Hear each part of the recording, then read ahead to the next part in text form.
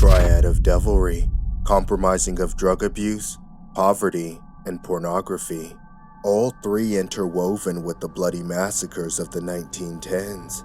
Imagine going to sleep, and in the dead of night, when the boundary between the living and the dead is blurred, a nightcrawler searching for blood descends beside your bedside, swinging an axe before you can scream. This was the reality of the Moore family of Villisca, Iowa.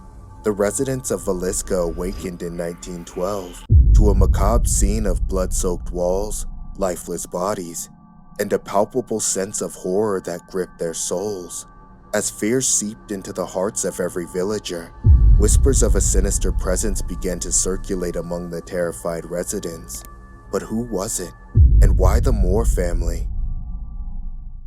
On the 10th of June 1912, a small town in Iowa was rocked by one of the most gruesome and mysterious murders in American history. The Moore family, 43-year-old Josiah, 39-year-old Sarah, and their 4 children were victims of a horrifying tragedy.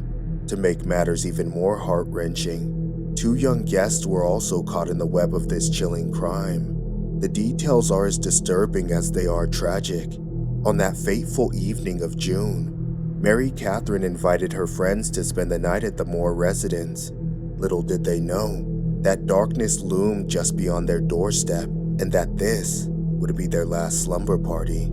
That evening, they were filled with innocent joy as they all attended a Children's Day program at the local Presbyterian church, an event that Sarah herself masterminded. The program ended around 9:30 p.m., and the group made their way home, arriving at the Moore's house shortly before 10 p.m. But what followed was beyond comprehension. In the early hours of June 10th, a horrifying act of violence unfolded within the walls of the Moore residence.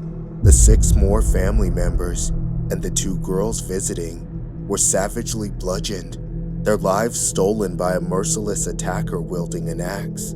The crime scene was horrific, with the victims' skulls crushed and their faces covered with cloth.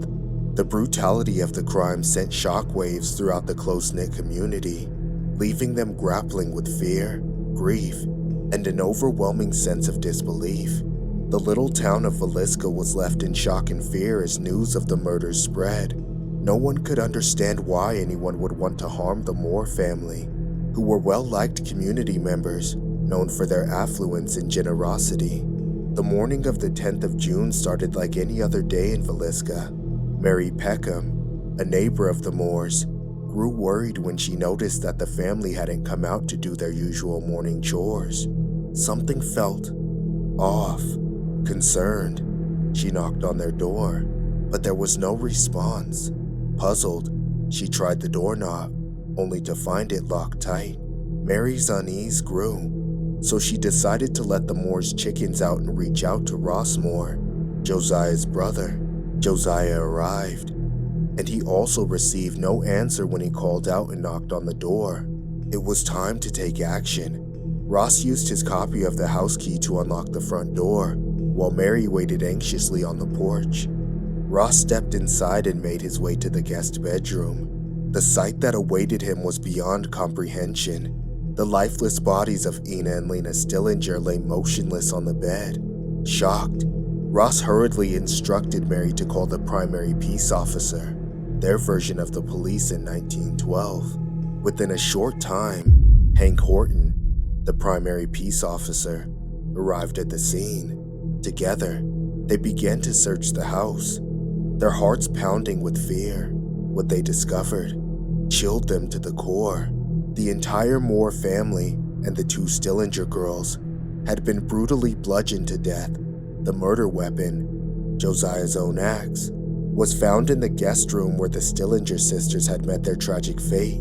As the investigation unfolded, doctors determined that the murders had occurred between midnight and 5 a.m. The presence of the 2 discarded cigarettes in the attic hinted that the killer, or killers, had patiently waited, hidden above until the Moores and Stillinger girls were sound asleep.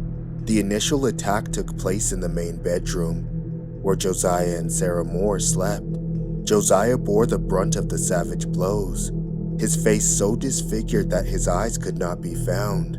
The murderer then killed Sarah Moore in their bedroom before moving on to their 4 children, all of whom were bludgeoned in the same manner.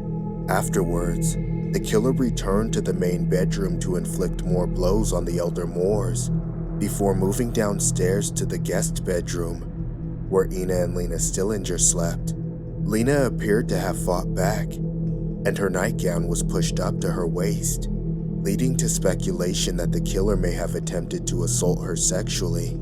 As the investigation into the Villisca axe murders continued, a series of potential suspects cast shadows of suspicion over the small town. Reverend George Kelly, William Mansfield, and several others found themselves under scrutiny. An English-born traveling minister, Reverend George Kelly, was entangled in the chilling web of the Villisca axe murders. Described as peculiar and troubled, Kelly had a troubled past, having suffered a mental breakdown during his adolescence. Disturbing reports emerged of his peeping activities and inappropriate requests for young women and girls to pose nude. On the night of the murders, Kelly was in town, teaching at the Children's Day service attended by the Moore family. However, he left Villisca in the early hours of June 10, 1912, long before the horrifying discovery of the bodies. In a perplexing twist, Reverend Kelly confessed to the murders during court proceedings. However, his confession failed to convince the jury, casting doubt on its authenticity. Afterward, Kelly's behavior raised suspicion. He became fixated on the case, bombarding the police, investigators, and the victims of the family with numerous letters. Aware of his known mental illness, authorities questioned whether his knowledge of the details stemmed from actual involvement or the figments of his imagination. Years later, in 1917, Kelly was arrested and ultimately confessed to the authorities. However, doubts emerged about the circumstances surrounding the confession, as it followed extensive hours of interrogation. In the end, Kelly recanted his admission. Despite 2 separate trials, he was eventually acquitted of the charges related to the Villisca murders. There are several theories surrounding the Villisca axe murders of 1912. One of them is that Senator Frank Jones hired William Blackie Mansfield to commit the crime. Mansfield was a prime suspect of the Burns Detective Agency of Kansas City, and Detective James Newton Wilkerson, who believed he was a cocaine-addicted serial killer responsible for several similar murders. 9 months before the Villisca murders, a similar axe murder case occurred in Colorado Springs, Colorado.